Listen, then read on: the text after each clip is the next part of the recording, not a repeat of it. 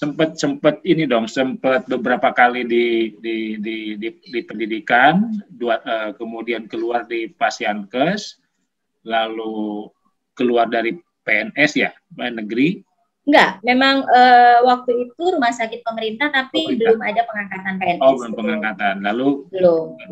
Ikut, lalu sekarang stay di dosen ya? Ya, jadi kalau sekarang saya ditanya orang profesinya apa, bekerja sebagai apa, saya selalu menjawab bahwa saya ibu rumah tangga yang nyambi jadi ngamen online.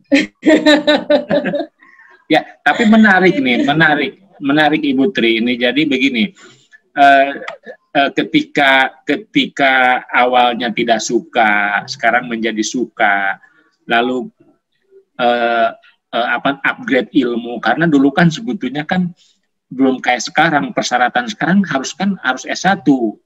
Ya. Nah, saya kira bersyukur nih Ibu Tri ini bisa mengenyam pendidikan lebih awal, karena persyaratan sekarang sangat luar biasa itu, sangat luar biasa. Nah, perjalanan ini kan sebetulnya ada satu liku-liku yang saya lihat antara mungkin ya passionnya memang di pelayanan, karena memang di pelayanan itu sungguh luar biasa kompleksitas ketika komunikasi, lalu berhadapan dengan orang yang memang tingkatan pendidikan, tingkatan emosi seperti itu. Nah, yang pertanyaan yang sangat-sangat ini, kenapa sih dari awal kita nggak coba? Kan kebanyakan orang sekarang pinginnya di belakang meja, inginnya di dosen, inginnya di apa? Nah, kenapa waktu awal jadi dosen kenapa bisa meloncat jadi ke pelayanan lagi? Nah, ini kan tergantung passionnya. Tapi nah, ini saya ingin minta pendapat. Apa sih yang membedakan antara di pelayanan sama di pendidikan? Meskipun memang Ibu Tri ini lebih arah ke di passionnya, di lapangan menurut saya. Ada hal yang menonjol nggak sebetulnya yang menurut Ibu Tri ini? Ya, banyak sebenarnya. Jadi kalau saya boleh titip pesan-pesan sponsor ya, untuk teman-teman yang pada akhirnya di pendidikan, memang kita nggak bohong.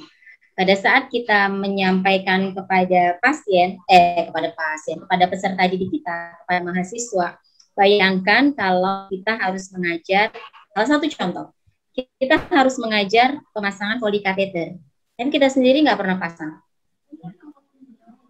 Itu salah satu contoh. Ya, jadi kan sangat luar biasa bagaimana kita mau mengajarkan mahasiswa kita memasang polikateter, sedangkan kita sendiri anatomi oke, paham. Tapi kan kita nggak tahu saat itu respon pasien bagaimana.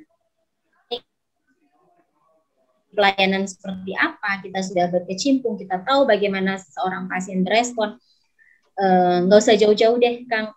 Jujur ya, saya tuh mengalami sekali punya pasien 2 kali palliative care, dan itu keluarga saya sendiri. Yang pertama orang tua saya, Bapak rahimahullah, itu meninggal, ini masuk tahun ketiga, dan kakak kandung saya baru hari Ahad kemarin, hari Minggu kemarin meninggal. Keduanya palliative care. Dan mereka berdua ketahuan pada end stage, jadi sudah stadium akhir. Kalau seandainya saya nggak pernah di pelayanan, mungkin saya nggak akan pede untuk merawat mereka di rumah. Walaupun memang saat itu terjadi konflik internal, saya akui keluarga pengennya dirawat di rumah sakit pada saat merawat bapak saya. Tapi saya sampaikan, saya berikan pengertian kepada keluarga. Ini salah satu contoh real yang pada akhirnya saya aplikasikan pada situasi yang memang real di keluarga. Gitu. Jadi saya sampaikan, bayangkan kalau seandainya bapak dirawat di rumah sakit, hanya boleh ditunggu oleh 1 orang. Jam besuk terbatas. Kita tidak bisa menemani, kita tidak bisa memurojaah, menemani, mengaji, dan lain sebagainya. Itu yang memang saya sampaikan. Sedangkan kalau Bapak dirawat di rumah, kita bisa anak-anak berkumpul di sampingnya, membahagiakan dia, menemani dia, merawat dia, memandikan dia, sampai saat itu saya pasang infus, saya pasang NGT, bekerja sama dengan kakak-kakak, itu kami lakukan di keluarga. Kasus kedua, kakak saya. Itu juga seperti itu. Kebetulan kakak saya tidak mau dibawa ke rumah sakit karena situasinya pas pandemi. Dan saya yakin kalau dibawa ke rumah sakit pun itu juga akan susah. pasti nggak akan diterima gitu ya, mau diapain lagi kasarnya. Itu saya berikan pengertian kepada keluarga. Akhirnya apa yang dilakukan?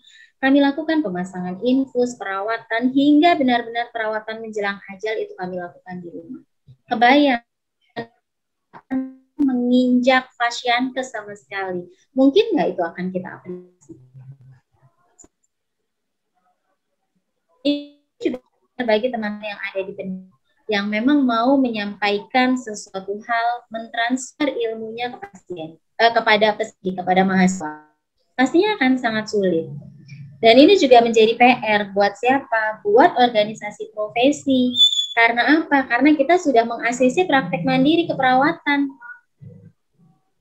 Gitu. Kalau seandainya memang yang 0 tahun, kemudian mereka membuka praktek mandiri keperawatan, apa jadinya? Mereka belum pernah menginjak. Oke lah, kadang beberapa teman kan kita udah pernah praktek, Bu, pada saat 1 tahun terakhir menjadi seorang nurse, ya, di pendidikan profesi nurse.